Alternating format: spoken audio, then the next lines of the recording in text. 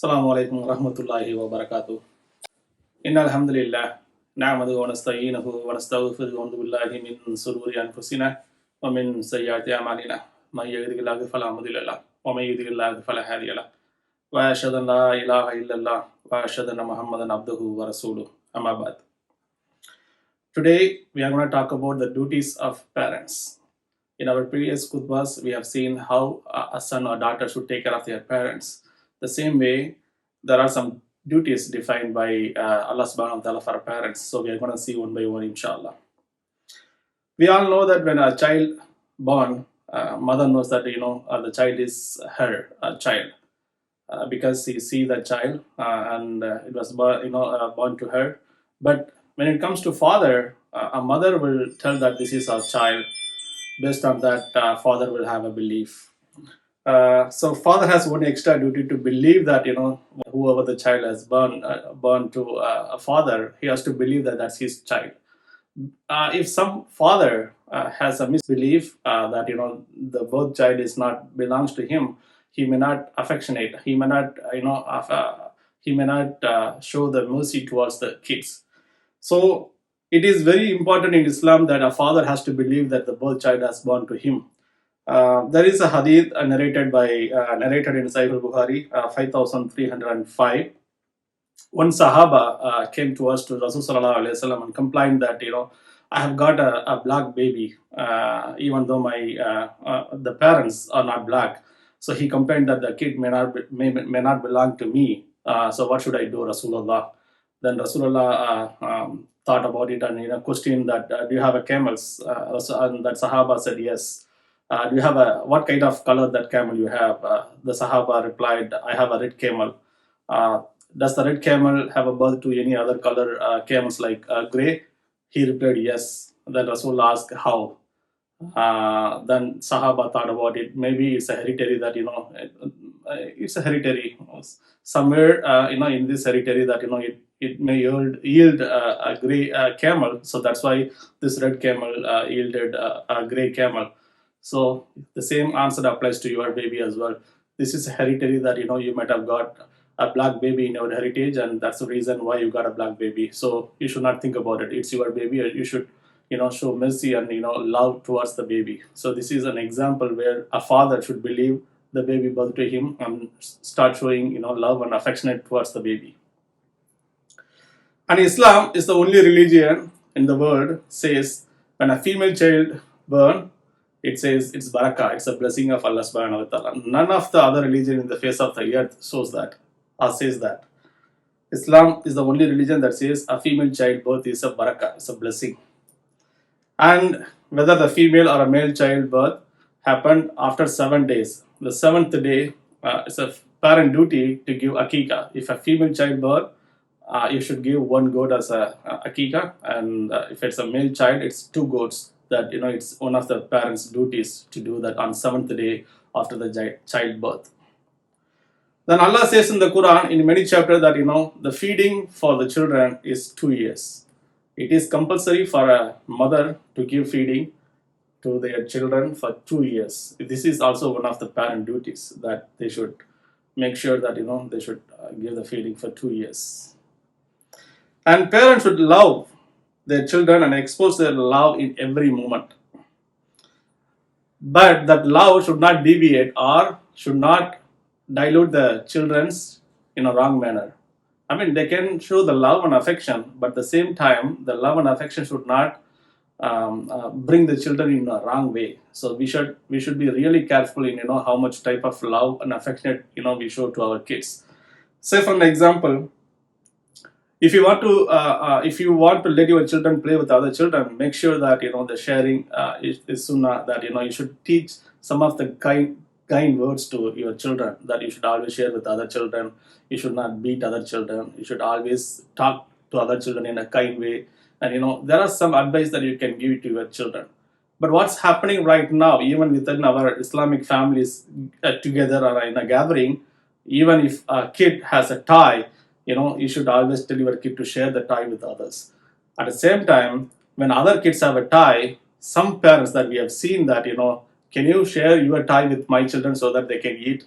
This kind of advice will deviate the children, that my mother or my father will always fight for me, irrespective of whether it is a right or a wrong, right? Because when you have a tie, when you are the ownership of the tie, you should tell your kids to share with others. You should not tell other kids to share the tie with you, because you do not have a responsibility or rights to say that. Actually, that will have a negative impact on your kids' mentality, that my father and my mother will fight for me even if it is in a wrong manner. So that we should be really careful, even though it is a trivial matter, but we should be really careful in that. And Rasulullah, in Rasulullah's period, there are so many examples has been narrated, by many Sahaba, that Rasulullah showed mercy and love towards kids. There are so many examples, narrated in Sahihul Hadith, that whenever Rasulullah, prays, their grandkids like Hassan and Hussein used to cuddle around Rasul Sallallahu Alaihi Wasallam. In one such example is Umama, the daughter of Zainab, used to cuddle Rasulullah at the time of sujood. The way how she cuddled with Rasulullah, that in the sense like Rasulullah extend the sujood until the family members came towards Rasul Sallallahu Alaihi Wasallam and bring the daughter back. So you see that but what's happening in our masjid. We have seen so many masjid have an announcement that the children should be stay with their parents in a separate room. They should not be allowed in the musalla, in the praying room. But this is not what Islam says. Islam says you should bring. I mean, the kids are always like that. Kids doesn't know what's happening and what's going on, right? So there is an example in Rasulullah's period that the kids will play around even though Rasulullah prays. So we should allow kids as well. This may be a very good example for them to learn Islam, and maybe they learn how they pray sujood, or pray how to pray to Allah subhanahu wa ta'ala. Who knows that Allah may give knowledge to those kids to learn how these people are praying. So you should never attempt to block the kids entering into musalla area or while at the time of praying. And Rasulullah is always so mercy to the kids, the grandkids, and we have seen so many examples that Rasulullah always kiss their grandkids. When one of the villagers saw this particular moment, and he came to us to Rasulullah, asked him, "Why do you kiss those kids? We never carry our kids and we never kiss our kids. What do you do that?" I mean, this was asked to Rasulullah from a villager. Rasulullah said that those who do not show love towards their kids, Allah will not show mercy towards to them. So those who do not show mercy or love towards their kids, Allah will never show the mercy towards to them. So you should kiss your kids. You should always talk to them in a nice manner. You should always give advice to them in a nice manner. If you look at that, in 80s and 90s and way back in our countries, I mean, if you play around in the street, whenever you see your father, I mean, it used to happen to every one of us, I believe. I mean, what we normally used to do is we just run away from, what we are playing, and, we just used to hide in sight of our father. What's going on? What happened? Why? What's wrong in playing in the street? I mean, why do you want to afraid of your father? Because there was a image that was built, if a father means it's very strict, and I mean, he never shows mercy, even if you play in a street, and he just will beat the kids, and that kind of mindset, in many of us, maybe not all of us, many of us have gone through those kind of incidents. But that should never be happening a part of Islam. That's not a parent duty to show the good example as a parent. You should always encourage your kids to even if they are playing, just let them play. I mean, what's wrong in playing in the street and playing with other friends and kids? They will learn quite a lot of things when they together with their friends and stuff. At the same time, if your kid is trying to learn a bad thing from our friends, it's your duty as a parent to make sure they do not learn such things. And whenever that's happening, it's a duty of parent to advise the kids not to learn those bad things. And we have seen some of our parents, even we as a parent, used to scold our kids, even though in a bad words. Even sometimes parents used to curse the kids. We never know that when Allah will approve our dua. Even if you are in a mood to curse your kid, if Allah agreed or approved that dua, what will happen? Have you ever thought about that? So we should never curse the kids or anyone else, just to make sure that it's one of the parent duty to not to curse the kids as well. And as another duty of parent is to start training the kids to learn Islam and start praying or start fasting at the starting of age 7, so that they can have a capability to start learning what Islam says, what about prayer, what about fasting and zakat and sadaqah, and everything that kids should start learning from the age of 7. At age of 10, the parents should be stick with that. I mean, stick with the the akida. They should start beating. Beating means not it's a heavy beating. Maybe a light, slightly that okay, come on, go ahead and start praying subuh, start praying duhar, asar, all the prayers, and and fasting as well. So that is as a part of a parent, it is also one of the duties to make sure the kid understand the Islam and start giving their time to understand religion, as well as start praying and all the Akida stuff that they should be learning at the age of 10. We already have seen that Rasulullah said that al bint a baraka. I mean, a female child is a baraka, and there is a hadith narrated in in many hadith, many books that whoever has raised up 2 or 3 female child in a nicer manner, and and when they raised upon very good, and until they get married, and this is an easy entry to Jannah for the parents who raised up the female child. This opportunity is not given to everyone. I mean, if you look at those who have just a male child, and they do not have an opportunity, this particular opportunity. But those who have a female child or a female with a male child, they have an opportunity, one extra opportunity to go into Jannah. So they should be utilizing this opportunity to make sure they raise up their kids very well, and they will utilize the opportunity to get into Jannah. And also, as a parent, you should have a niyyah to get niyyah that you should not take dowry for your son or a daughter, not daughter, I mean son. You should always request mahr for your daughter, to make sure that you follow the religion. It's as a one of the parent duty that you should give a very good advice to your sons and daughters to give or get mahr, not dowry. So that is another important aspect that we should be really mindful about it.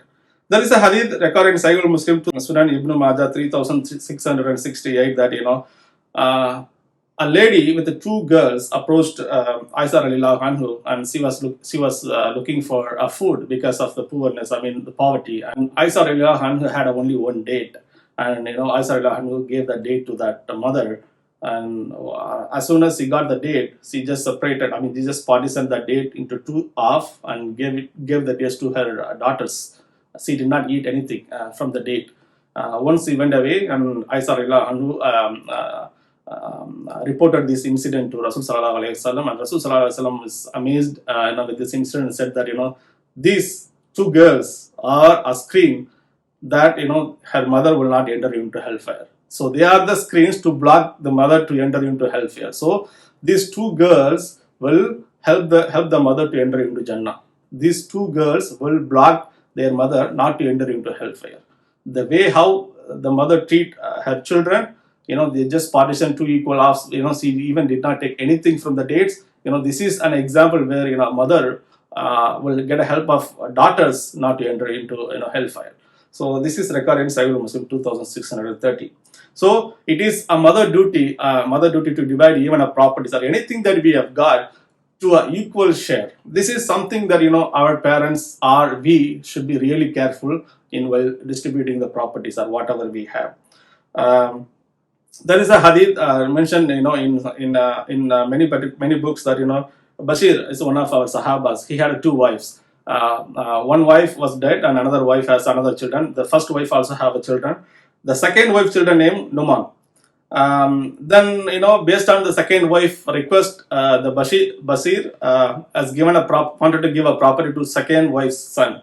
So, but the second wife wanted to have Rasulullah as a witness, because on those periods there is no registration of a property and all. They just say this property belongs to him and this property belongs to him. Have some witnesses, and that's all. This is how the registration used to happen on this period. So the second wife request was to give a property on her children, not for the first wife's children. The Basir went to Rasul sallallahu alaihi wasallam and have a word with Rasul sallallahu alaihi wasallam. I want to give this property to this children. Then Rasulullah asked him, fine, I'm okay to have a witness. I'm okay to have a witness. But is this the only child you have? Then Bashir replied, no, I have another children. Then Rasulullah asked him, have you given the same kind of property to other children as well?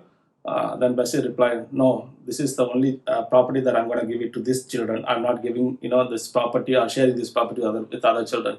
Then Rasulullah said that I will not be an eyewitness for this, the wrongful doing that you are doing. I will not be a part of a witness that you are doing in a wrongful thing.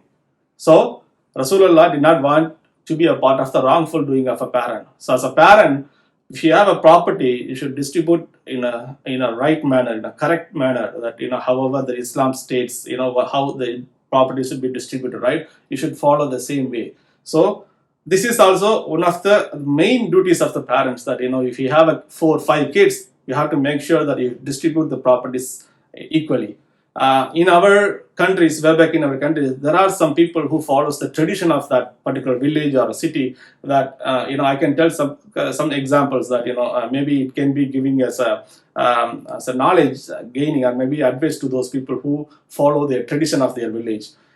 Some villages, people say that if it is a house, the non-moving asset like houses, it should be only belong to a female child. The rest of the property should be given to a male child. This is incorrect. If you have a property, it should be equally distributed the way how Islam states, how the property should be distributed. In some other villages, that people will give only jewels to the female child. The rest of the properties will be given to male child. This is also incorrect. Everything that whatever you have should be equally distributed the way how Islam states. So these are just an example that I would like to pinpoint that these are an incorrect distribution.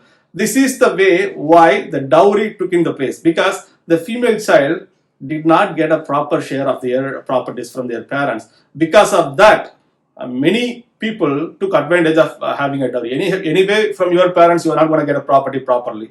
So you have to give me the dowry beforehand, so that at least I can have some properties upfront before I marry you. This is just an example that many people that started asking for dowry.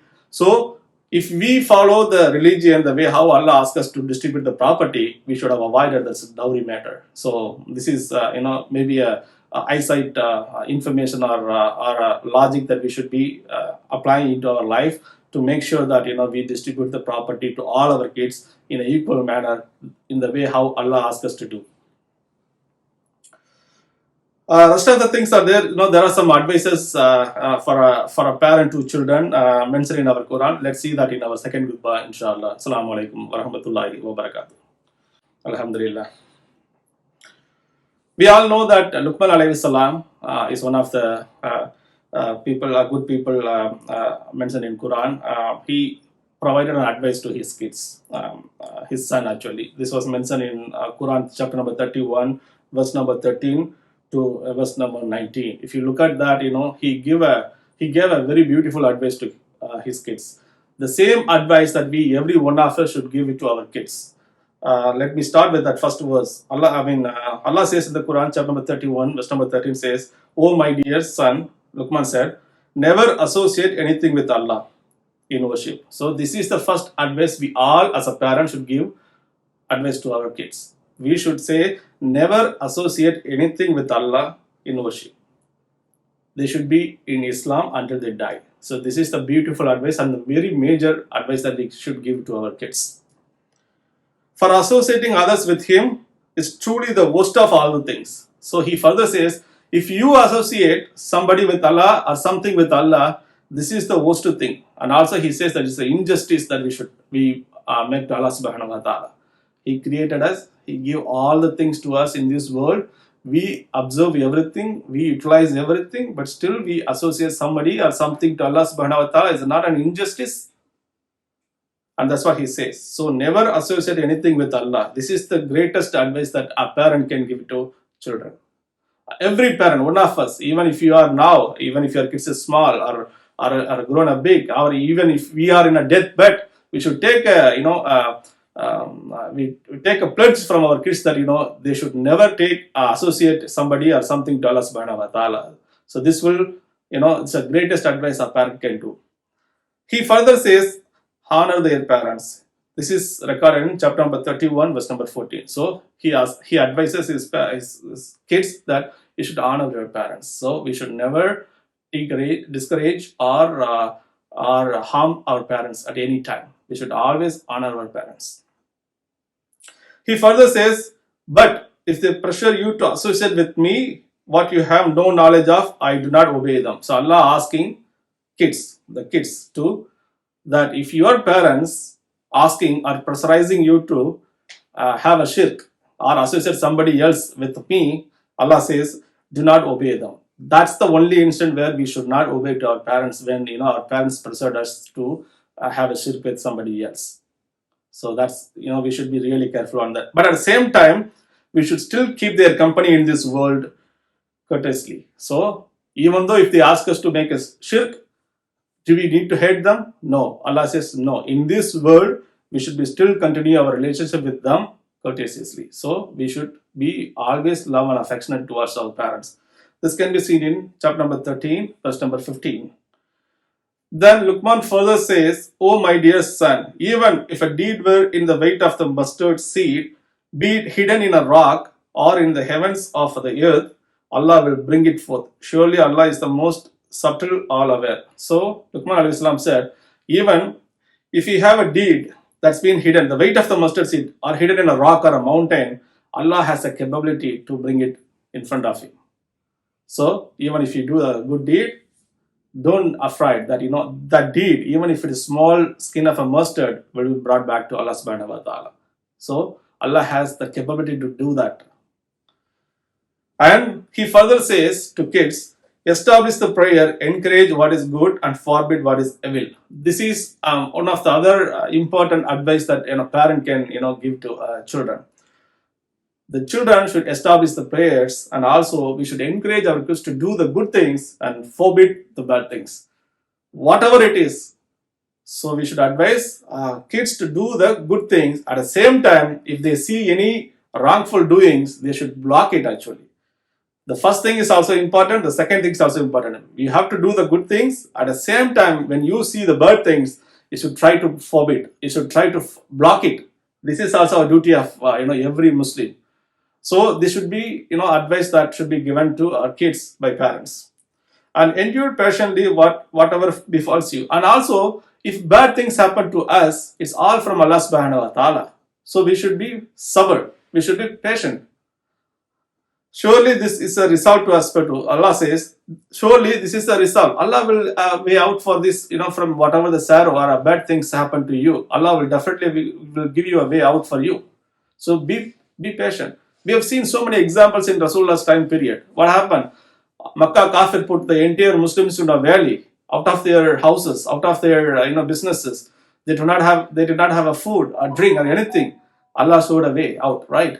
Even though it took quite a lot of years, but finally Allah showed a way, and they were trimmed that they captured Makkah, and we all know that the entire Arabia became Muslim countries. So definitely Allah will have a way out. Even though if we struggle, if we get a bad thing, we have to make sure that we believe in Allah subhanahu wa ta'ala, that He will give us a way out, and definitely He will give us a way out. And do not turn your nose up to the people, nor walk pridefully upon the earth. So we should not have a pride in our mind that just talk like this and with the pride. We should not turn your nose to the people. If you are an elder, if you are talking to an elder, always be courageous, or have some respect to the elders and talk with respect. That's what it says. And also, nor walk pridefully upon the earth. I mean, why does some people walk pridefully and upon the earth? Because they have a pride in their life. We should not have like that. Surely Allah does not like whoever is arrogant and boastful. So Allah does not like the people who have arrogant. So these are the advices that Luqman alayhi salam has given to his son. And also, he has given the final very good advice is be moderate in your pace. So you should not rush it up. You don't need to run. Also, you don't need to walk like a small animals.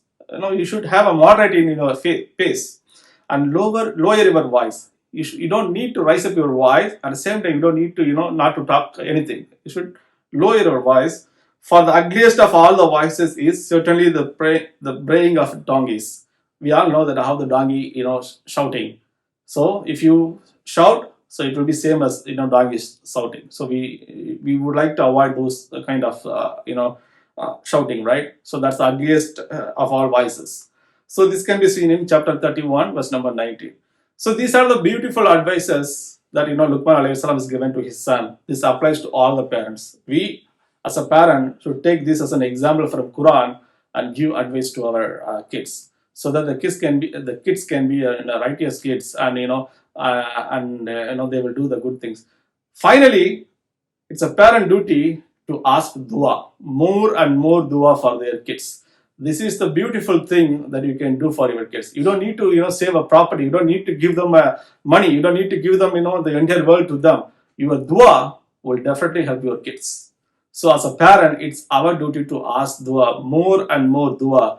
It is a right dua, and even if the kids are in a bad shape or anything, that you should not lose hope in Allah subhanahu wa ta'ala's mercy. So we should ask dua to Allah subhanahu wa ta'ala to make sure that He strive towards our kids in a right path, so that we all can be as a successful family in front of Allah subhanahu wa ta'ala. Let's make dua to Allah subhanahu wa ta'ala to make one of us, because we now there are some parents here and there are some kids here. Those kids will become a parent at one day. So these are all advices that you should take into your mind, and to give the same advices to your own kids. So let's make dua to Allah subhanahu wa ta'ala to be one of the righteous parents and give the righteous advices to our kids, and make sure that Allah will all accept our family and we all get to Jannah inshallah. Wa alhamdulillahi rabbil alameen. Aqimus salam.